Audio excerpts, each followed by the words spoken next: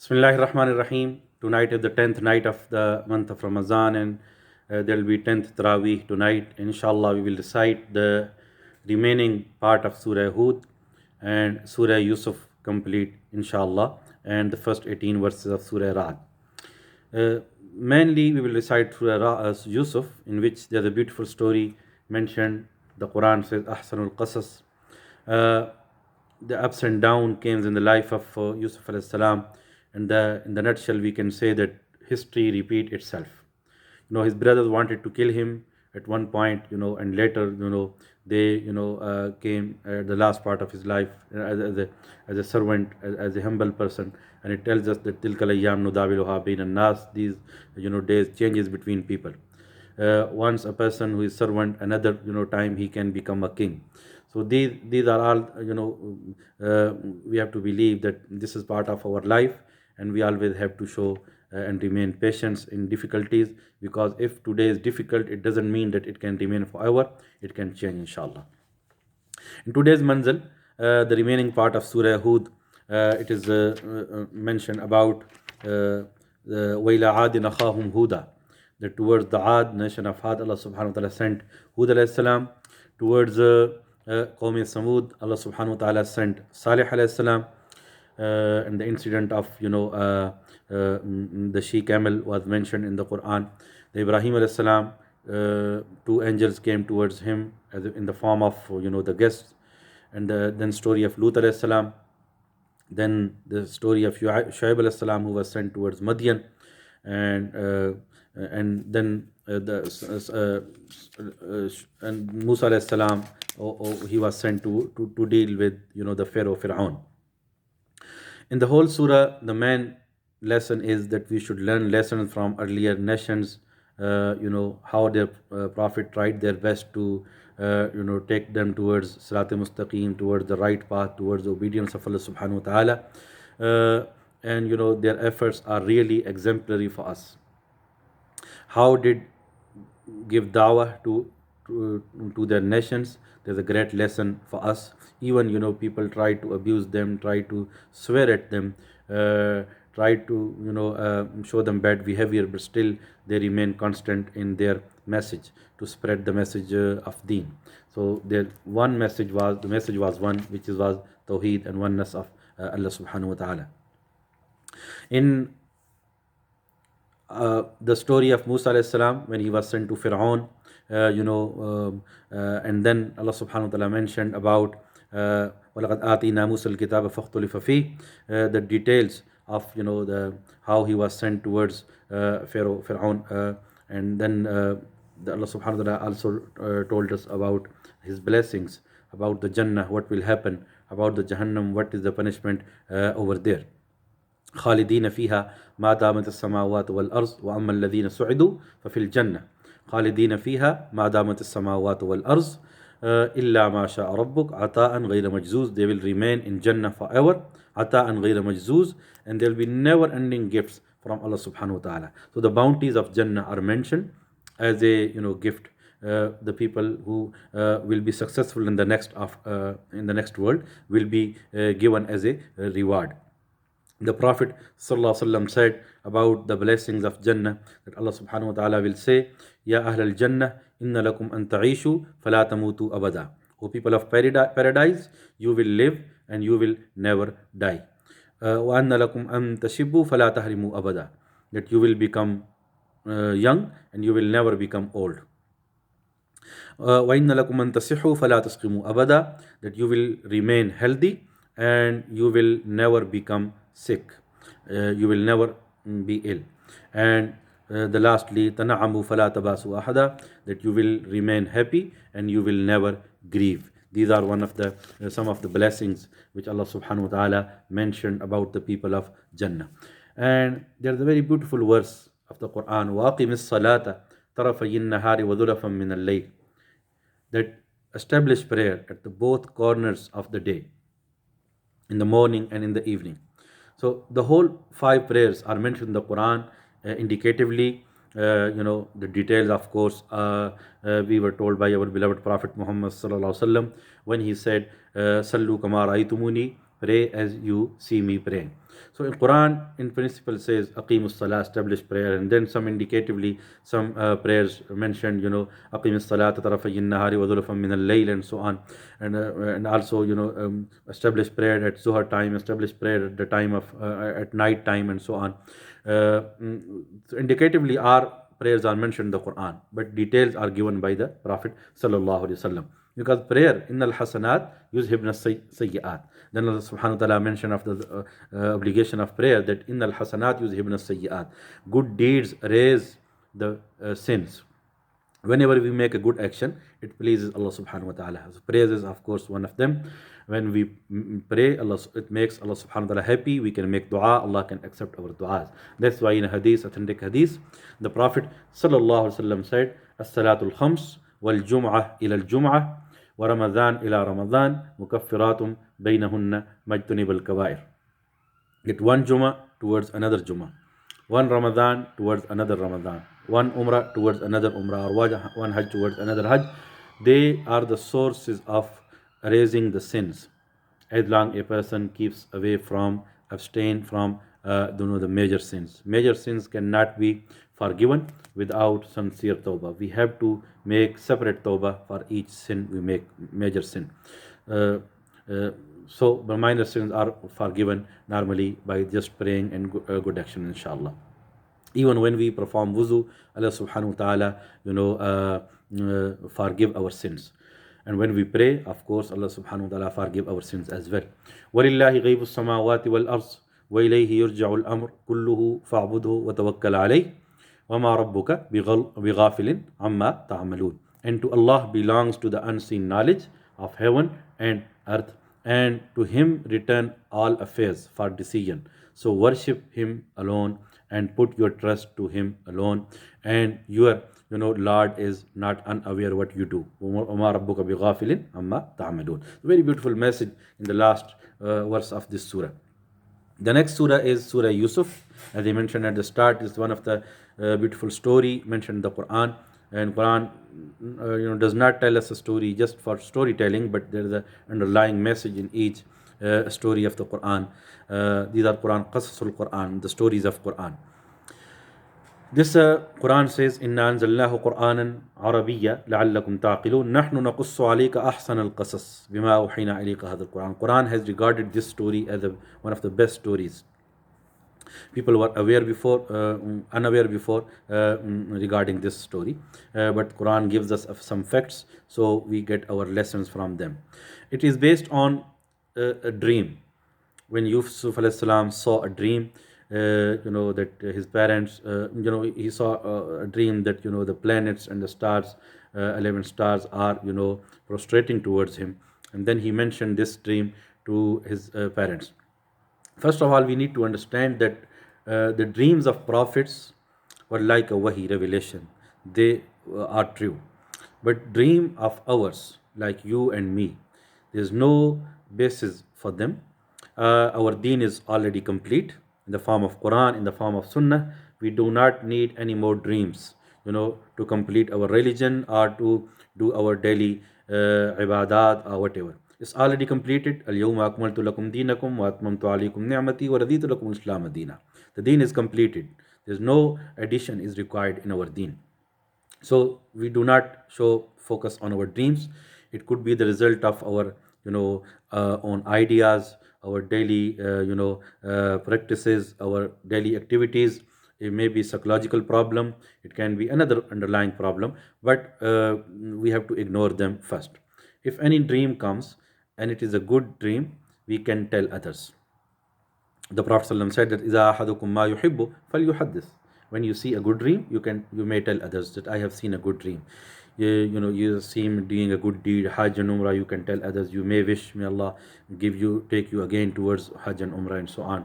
You're spending money on others, it's a good news, good thing. But no, the principle of deen is based on our individual, dreams. And if you see a bad dream, then you should not tell it to others. Unless if you want to, then you can only inform to your spouse, your wife, your husband, and that's it. But do not tell others. because it will only increase your tension and so on. So first of all, we have to ignore them because we don't have to worry. Deen is already completed. We don't need any more dreams to fulfill our obligations. So if you see, for example, anything, for example, if you see your parents who are already passed away, so it means that they may need your amal as a sadaqah jariyah. You are their children, so you can continue good work on behalf of their parents. You can give some charity on behalf of them, and then absolutely fine, because these are consistent with our teachings of the Quran and Hadith of the Prophet sallallahu alaihi wasallam. And then we know the ups and downs of this story of Yusuf alayhi salam.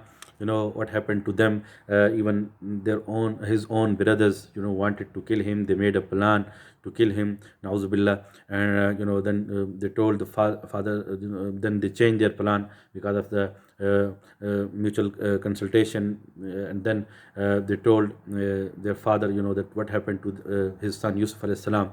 And at that time, helplessly he was saying, Wallahul musta'an ala ma tasifun. He knew what they are saying, but he doesn't have any other thing but to believe on them, because he was a role model as a parent.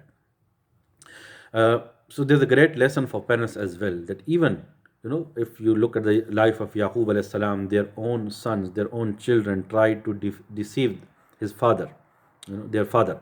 And the father's what was the reaction of his father? Absolutely, it's a role model for all of us as a parent, that sometimes we have to overlook the shortcomings of our children. We have to ignore them. We have to turn blind eye of some of their mistakes. And this the great role model we see in the life of Yaqub alayhi salam. Then he was sold in the Yusuf alayhi salam was sold in the Egyptian market. Then he went to the to the Aziz Misr. And then what happened? Allah subhanahu wa ta'ala give him courage and give him protection, so he saved himself from he was wrongly accused and so on. So these are the ups and downs came in the life of Yusuf alayhi salam. And there's a great lesson for us as well, that if the days are difficult for us, then we have to wait for the good days, because sometime after bad days the good days comes as well. He went to prison even because of this wrong accusation. Even in prison he invited people towards Islam, towards Deen. So the great role model for us as well, that we should continue the good work, the dawah work in even difficult circumstances and so on.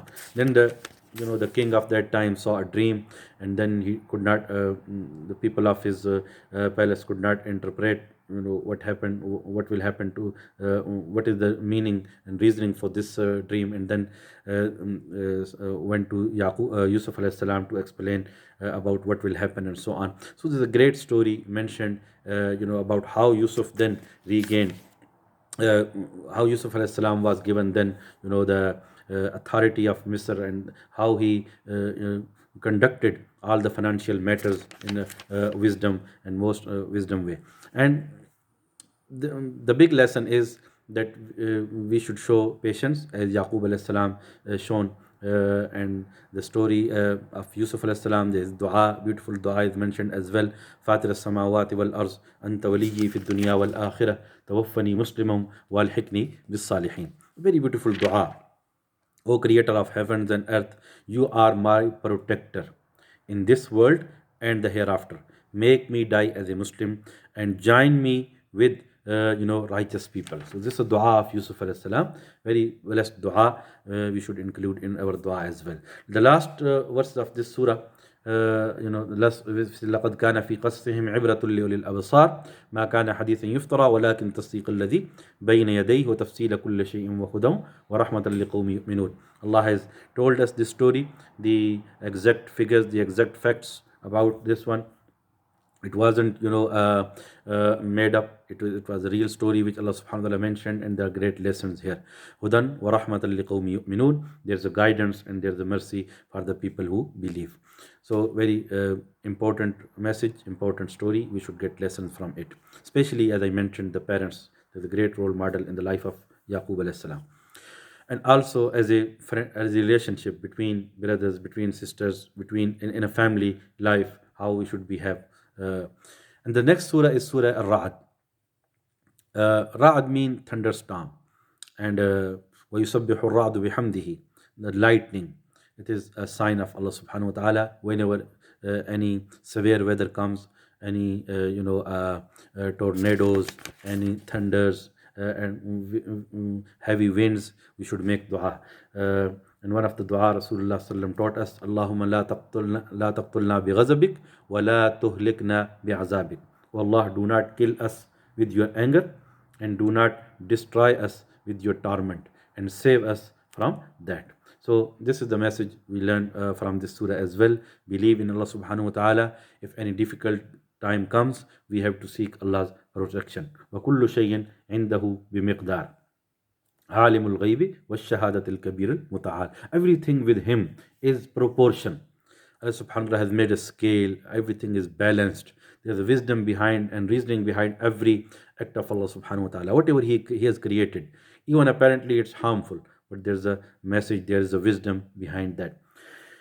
The hadith of Prophet ﷺ said that Inna lillahi ma akhadha wa lahu ma ata wa kullu shay'in indahu bi ajlin musamma. Whatever Allah takes is for him, and whatever Allah grants, it is for him. Everything belongs to him. Whatever he gives us is blessing. If he deprives us from something, it's also his wisdom. We should always believe what he given us. We should show contentment, qina'ah. We have to be thankful whatever we have. We can make dua to Allah subhanahu wa ta'ala for any legitimate thing we can have. We can make dua, and if Allah subhanahu wa ta'ala grants us, it's fine. Even if he doesn't grant us, then inshallah the dua of our will be inshallah answered in the next world order stages. We have to be hopeful from Allah's mercy. فَلْتَصْبِرْ وَلْتَحْتَسِبْ. That's why the Prophet is advising us, be patient and hope for reward. Everything belongs to Allah. If we need anything, we can ask, but we have to show patience, and we have to hope for the reward from Allah subhanahu wa ta'ala. And another verse is very important. Inna Allah la yughayyiru ma biqawmin hatta yughayyiru ma bi anfusihim. Allah does not change a community's situation unless they want to change by themselves. So if we want to change myself, this is my duty, and I can only change myself. No one else can force me to change myself. So if any individual want to change towards goodness, then this is the only person who can do by himself or herself. No one can force you.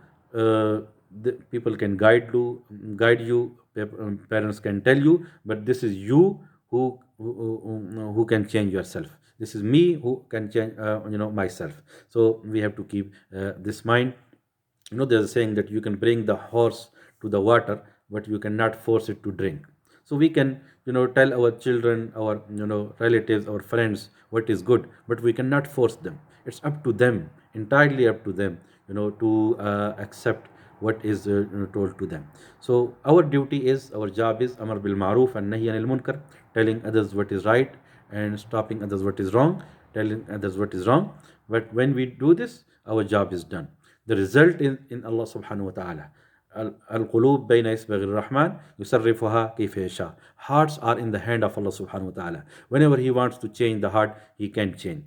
So the guidance, the hidayah is in the hand of Allah subhanahu wa ta'ala. That's why in every rakat of prayer we make dua, ihdinas siratal mustaqim, O Allah, guide us towards the right path.